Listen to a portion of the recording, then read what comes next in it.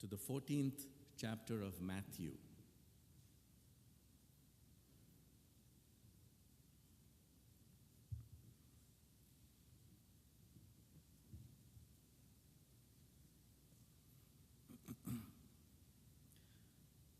The 14th chapter begins with the beheading of John the Baptist.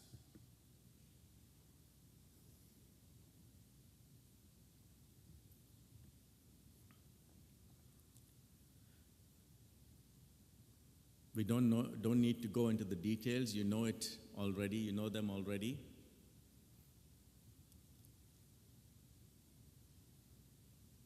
John's disciples bury their leader, and they don't stop with that. They come and tell Jesus.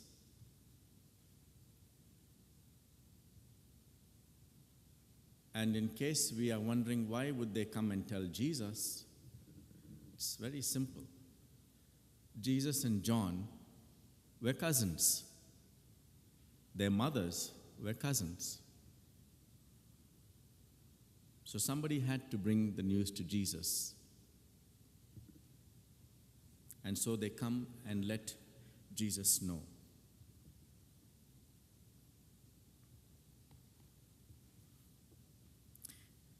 If you go down to verse 13, it reads, "When Jesus heard of it," the death of his cousin, "he departed thence by ship into a desert place apart."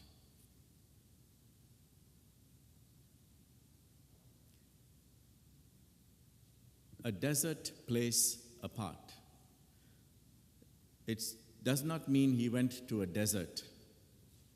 It means he went to a place where he could be alone. He wanted to grieve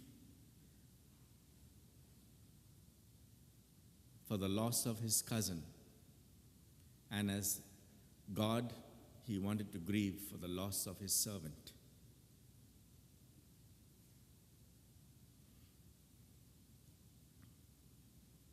Just a little brief insight into Christ's humanity.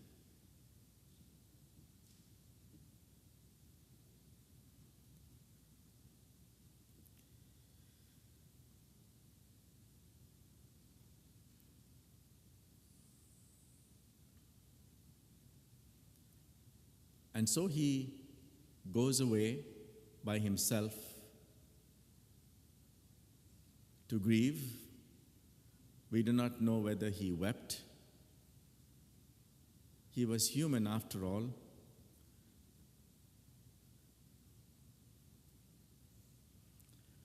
But his time of being alone was cut short because the multitude knew that he had come, and they all started coming to him.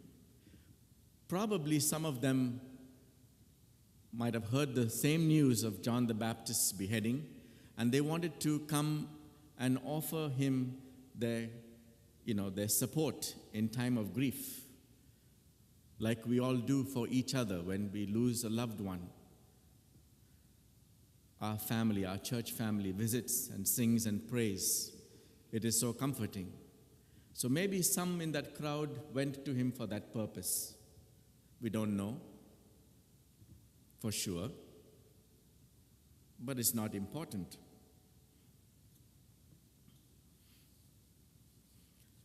Whatever the reason, the multitude came. And Jesus immediately sets aside his own grief and has compassion on them. If you read verse 14, "And Jesus went forth and saw a great multitude and was moved with compassion toward them, and he healed their sick." And shortly after that, if you read the rest of the verses in that chapter, we come to the miracle of feeding of the 5,000. That's not what I want to dwell on today.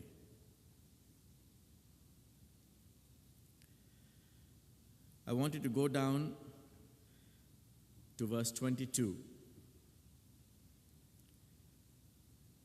After feeding the multitude and sending them away, Jesus constrained his disciples to get into a ship and to go before him unto the other side, while he sent the multitudes away. And when he had sent the multitudes away, he went up into a mountain apart to pray. And when the evening was come, he was there alone. So after he had seen to the needs of the people whom he had come to seek and to save, he again had the opportunity of being alone with his grief. It says he went up to a hill to pray. Pray for what? Probably asking his father for the strength to bear the loss of his cousin. John didn't die in an ordinary way. He didn't get sick. He was beheaded.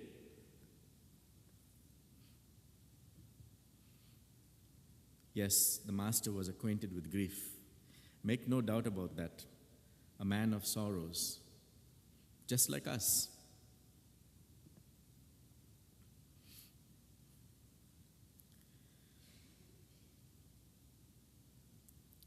So the disciples follow his instruction and they get into a ship and they start crossing over to the other side.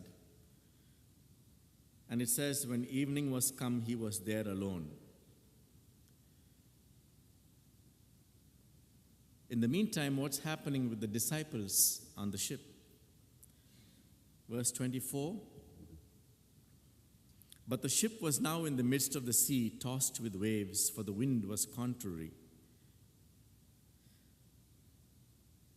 So Jesus had just had a storm in his life, if you will.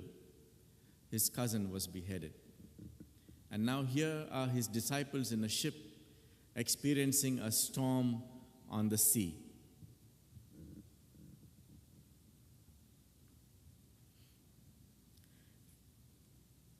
Verse 25, and in the fourth watch of the night, Jesus went unto them, walking on the sea. What is the fourth watch? It's sometime between 3 a.m. and 6 a.m., nice and bright and early. It's still dark. It is still dark. And Jesus simply crosses to where his disciples are in the midst of the storm just by walking on the boisterous waves.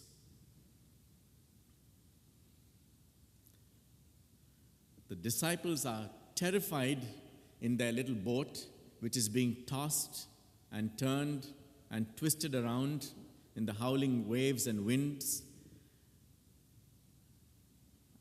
And all of a sudden, to make matters worse, to increase their fear or to make their eyes pop out or their hearts thud in their chests, they see this apparition, as it were, this ghostly figure walking on the waves. And they cry out in fear, probably yelled and screamed. Which of us wouldn't do that? But Jesus, he senses their fear. And so he calls out to them, be of good cheer, in verse 27. But straightway Jesus spake unto them, saying, be of good cheer, it is I, be not afraid. How long did they have to wait for Jesus to let them know that he was there? The Bible simply says, but straightway, immediately, when he saw their fear, he called out to them, be of good cheer, it is I, be not afraid. And so the disciples, like every single one of us here this evening, and perhaps those who are even worshiping with us by means of the Ethernet, We are each one probably in the middle or in the midst of our own life's storms. I want to just briefly bring out a few points for our comfort and for our strengthening this evening. I'm trying to convince each one of us that even though we go through these personal storms in life,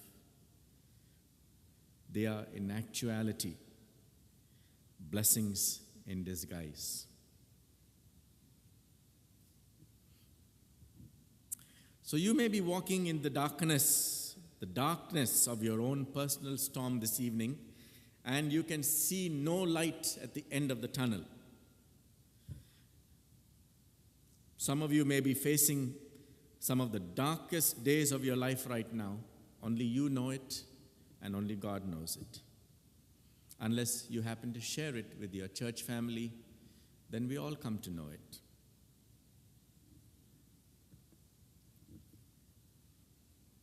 The darkness, we are in the darkness of our own personal storms. Any comfort in the darkness?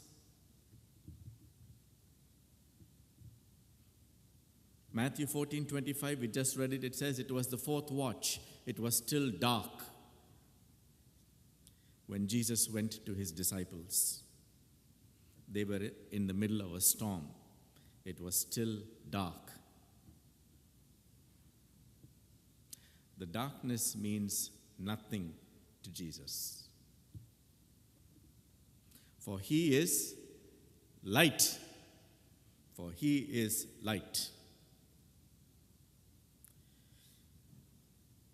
You know what Hebrews 13:5 says? I will never leave thee, nor forsake thee. And the catchword in that little verse, what's the catchword? It is never. He is always with you, even in your darkest hour. Solomon says in 1 Kings 8, verse 12, the Lord has said he would dwell in the thick darkness. If you read Psalm 139, verses 11 and 12, if I say, surely the darkness shall cover me, even the night shall be light about me. Yea, the darkness hideth not from thee, but the night shineth as the day. The darkness and the light are both alike to thee. My brothers and sisters, even the darkest hours of your life cannot hide you from the face of God. For the disciples, it was not only dark, but they were in the midst of a howling storm and tossed about with these huge, boisterous waves. Surely a disastrous time in their life. And doubtless, each one of them was thinking that they would all be swept out of that little boat into the depths of the stormy sea. And there are times when each one of us feel that we have lost the battle.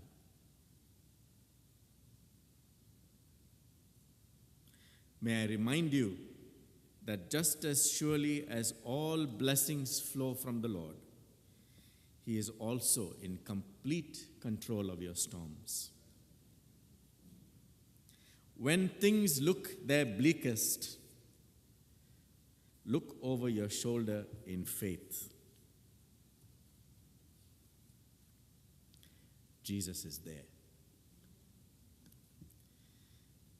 No, he may not keep you from going into and through those storms that we experience.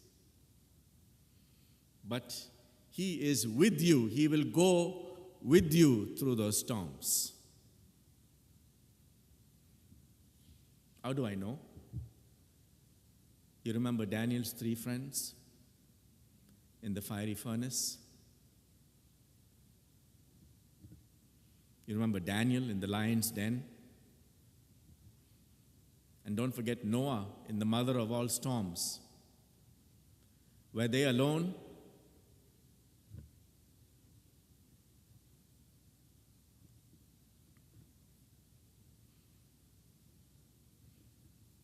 You're never alone. And the very thing that the disciples feared, that raging stormy sea, was the very thing that Jesus uses as a medium to come to them. He rides or walks over the storm to them. He uses their storm to come to them.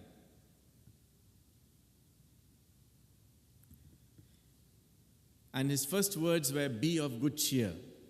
Now, he was not saying that because the storm was not dangerous. The storm was dangerous. But when he said those words, "Be of good cheer," it is I. Be not afraid. He was simply saying, I am the master of this ocean and the storm that is raging on it. And he wanted his disciples to know that he was greater than that storm.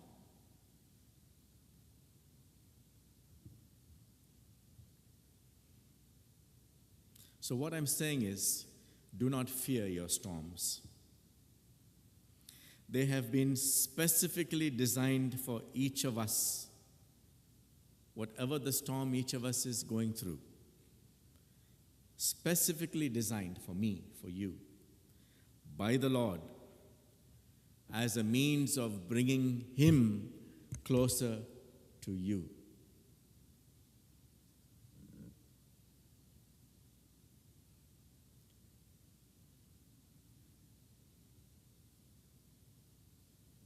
Somebody was saying just the other day that people of other religions have to go looking for God. They go to Mecca or Tirupati or different places of pilgrimage in the hope of finding God. God comes looking for us.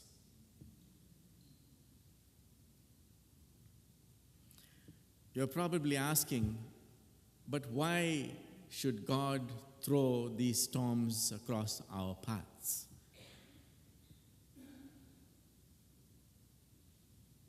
Hasn't He said, take up your cross and follow me?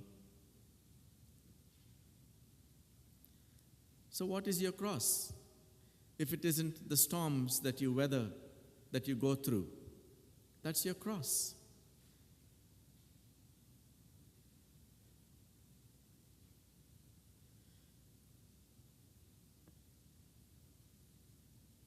Our scripture reading was taken from Hebrews 12. If you read verse 6, it says, "For whom the Lord loveth, He chasteneth, and scourgeth every son whom He receiveth." He wants to refine us like a goldsmith takes the dirty ore and boils it down until he gets the pure gold out. We must pass through the fire or the water or the storm, because these are the tools that God uses to make us pure and fit for permanent dwelling with Him.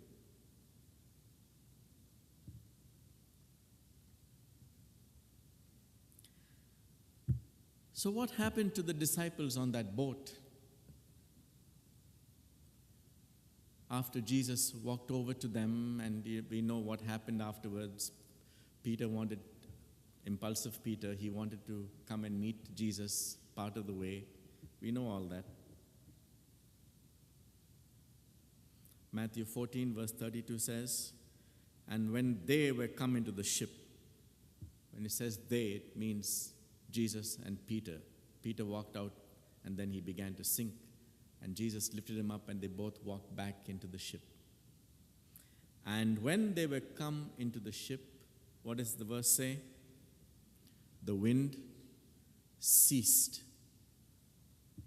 The wind ceased. And verse 33, then they that were in the ship came and worshipped him, saying, of a truth, thou art the Son of God. So what did they do when Jesus got into the boat? The wind ceased. The storm disappeared as if there was nothing, that it never happened. And the disciples bowed before their master and worshipped him. Their eyes had seen in the darkness, their eyes had seen their master's power and control over their storm. They couldn't help but worship him, could they? Even so, our own storms are designed to bring us to the same place the disciples found themselves once Jesus got into their boat, to our knees in worship.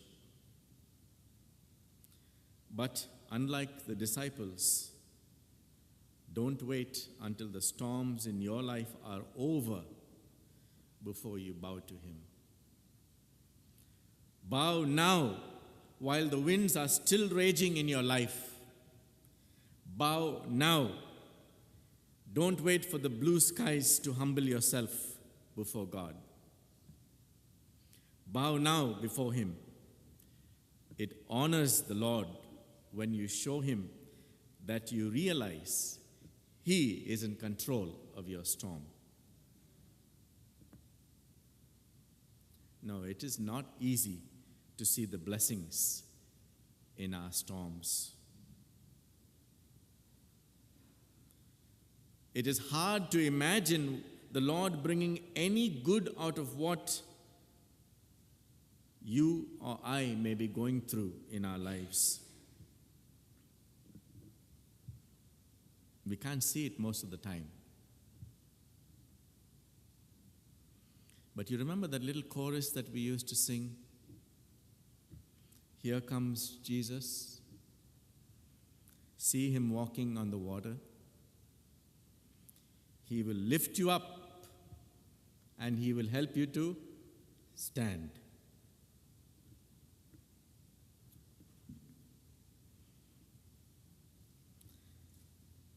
And finally, our passage through our personal storms reveal to others the lordship of Jesus in our lives and in our storms. We like to keep control of our storms most of the time, forgetting that Jesus is just behind our shoulder, waiting to take control.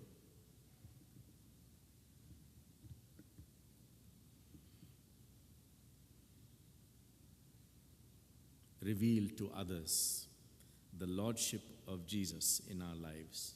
What's one word for all of that? Witness.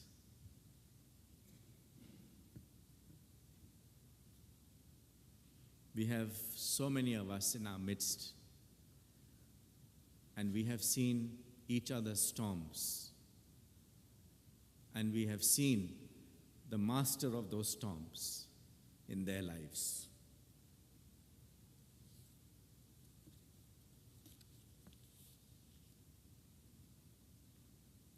Wherefore, seeing we also are compassed about with so great a cloud of witnesses, let us lay aside every weight and the sin which doth so easily beset us, and let us run with patience the race that is set before us, looking unto Jesus, the author and finisher of our faith, who for the joy that was set before him endured the cross, despising all the shame that it brought, and is now set down at the right hand of the throne of God.